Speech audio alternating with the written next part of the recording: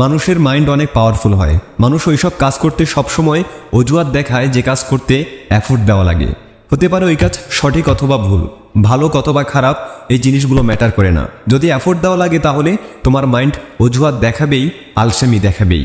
যেমন পড়াশোনা করতে এফোর্ট দেওয়া লাগে, আর এজন্য আমাদের মাইন্ড আমাদের সামনে বাহানার পুরো লিস্ট দাঁড় করিয়ে দেয়।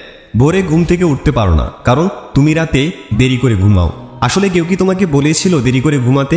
কেন তুমি দেরি করে ঘুমাও?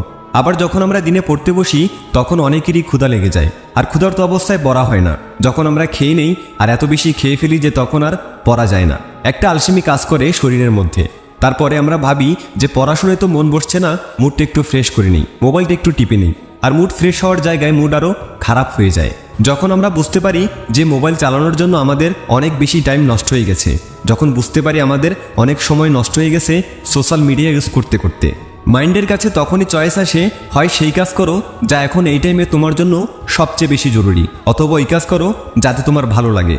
আর তখন তোমার মাইন্ড সেটাই করবে যেটা তোমার ভালো লাগে। আর যে কাজ তোমার সবচেয়ে বেশি ভালো লাগে সেখানে তোমার কনসেন্ট্রেশন পাওয়ার এত বেশি হয় যার কোনো লিমিট থাকে না। কিছু কিছু মানুষ বলে যে আমার কনসেন্ট্রেশন পাওয়ার অনেক কম, আমার মাইন্ড অনেক দুর্বল। আসলে দুর্বল নয়, এটা দেখো যে তোমার কোন কোন কাজ সবচেয়ে বেশি ভালো লাগে, আর সেখানে তোমার ফোকাস এতটাই বেশি হয়, আর এতটাই হয় যার কোনো লিমিট থাকে না। তো এখানে সহজ কথা হলো এটাই যে যদি তুমি তোমার মাইন্ডের হিসেবে চলো তাহলে তোমার মাইন্ড তোমাকে ধ্বংস করবে, কারণ তোমার মাইন্ড সেটাই চয়েস করবে যেটাতে তোমার ভালো লাগে। আর এটা সবসময় খারাপ জিনিসই থাকে। তোমারই কিছু ফ্রেন্ড থাকবে যার মধ্যে কয়েকজন অনেক সামনে এগিয়ে যাবে, আর কয়েকজন যেখানে আছে সেখানেই পড়ে থাকবে। কিন্তু আজ তো সবাই সেম লেভেলে আছে, মোটামুটি সবার জন্যই ভালো সুযোগ সুবিধা আছে। তাহলে কি কারণ যার জন্য কেউ এগিয়ে যাবে আর কেউ যেখানে আছে সেখানেই পড়ে থাকবে? কি এমন কারণ যার জন্য কেউ লাইফে ভালো কিছু করে ফেলে আর কিছু মানুষ লাইফে কিছুই করতে পারে না? দেখো, সব মানুষের কাছে চয়েস প্রতিদিন থাকে, চয়েস তোমাকেই করতে হয়। হয়তো ওই কাজ করে ফেলো যা তোমার জন্য জরুরি, নয়তো সেটা করো যা জরুরি নয় বাট তোমার ভালো লাগে।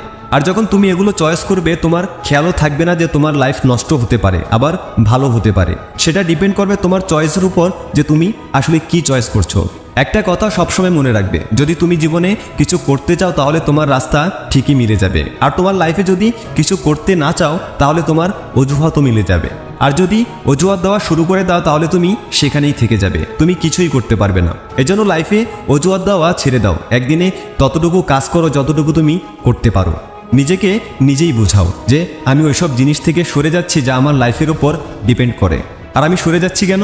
শুধুমাত্র মেন্টাল প্রেশার থেকে বাঁচার জন্য। তোমাকে এটা মানতে হবে যে বিনা পরিশ্রমে কেউ উপরে উঠতে পারে না। আর হ্যাঁ, যদি সূর্যের মতো ঝমকাতে চাও তাহলে তার দিকে হাঁটতে হবে।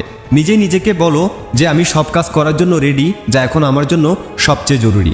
এখন ওই কাজ করার জন্য যতই এফোর্ট লাগানোর দরকার, যতই কষ্ট হোক, আমি রেডি ওই সব কাজ করার জন্য। স্টার্টিংয়ে একটু কষ্ট হবে বাট পরে নিজেরই ভালো লাগবে।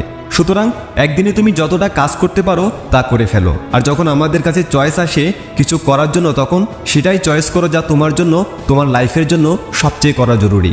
আর যে কাজই তুমি করবে সেটাতে তোমার সর্বোচ্চটা দেওয়ার চেষ্টা করো এবং নিজেকে বলো যে আমি এটা করে দেখাবই।